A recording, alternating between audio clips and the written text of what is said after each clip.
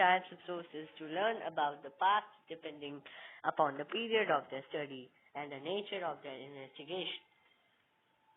Last year, for example, you had read about rulers of the Gupta dynasty and Harshavardhana. In this book, we will read about the following 1,000 years from roughly 700 to 1750. You will notice some continuity in the sources used by historians for the study of this period.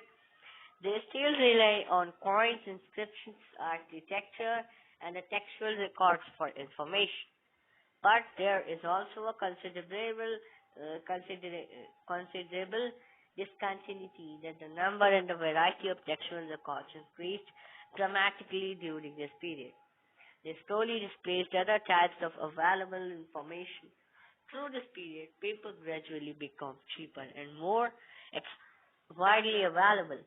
People used it to write holy texts, chronicles of rulers, letters, and teachings of saints, petitions and judicial records, and the registers of accounts and taxes.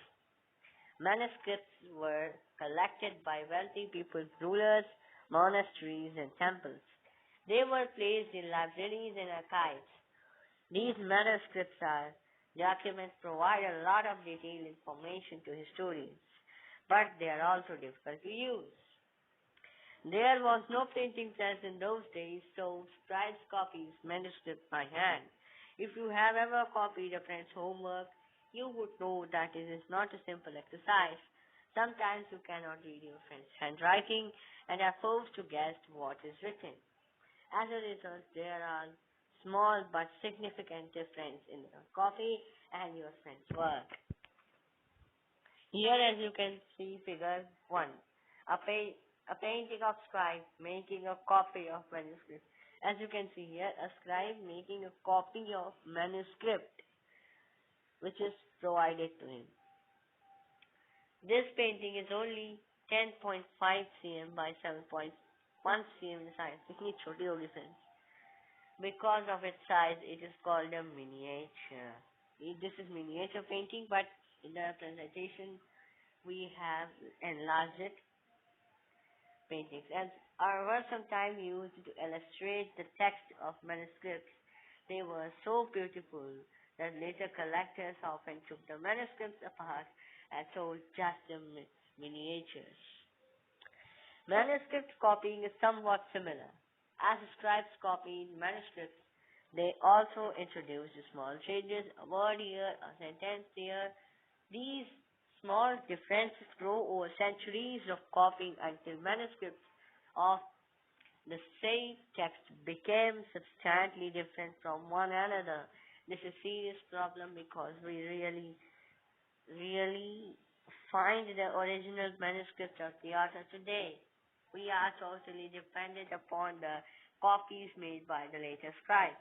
As a result, historians have to read different manuscripts its version of the same text to guess what the author had originally written.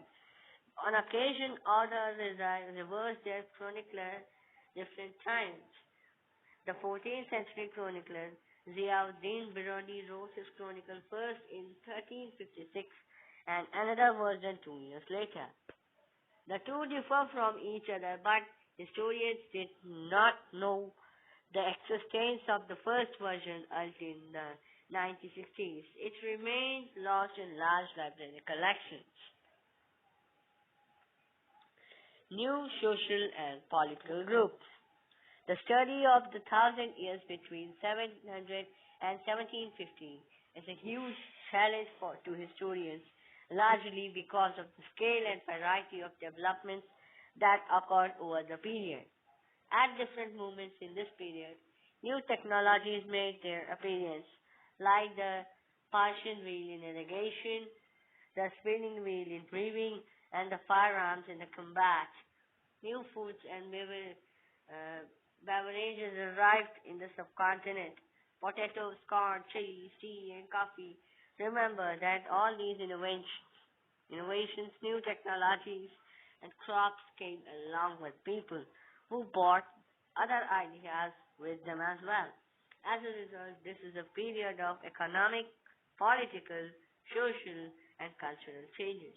You will learn about some of these changes in 5, 6, 7. We will read further on chapter 5, 6, and 7. So I'll continue. This was also a period of great mobility. Groups of people traveled long distances in search of opportunity. The subcontinent held immense wealth and the possibilities for people to carve a fortune. One group of people who became important in the period were the Rajputs, a name derived from Rajaputra, the son of a ruler. Between the 8th and the 14th centuries, the term was applied more generally to a group of warriors who claimed Kshatriya caste status.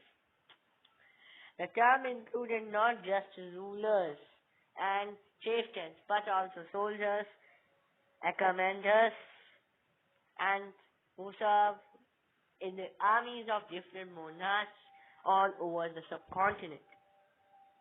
A chivalric code of conduct, extreme valor, and a great sense of loyalty were the qualities attributed to Rajputs by their poets and bards.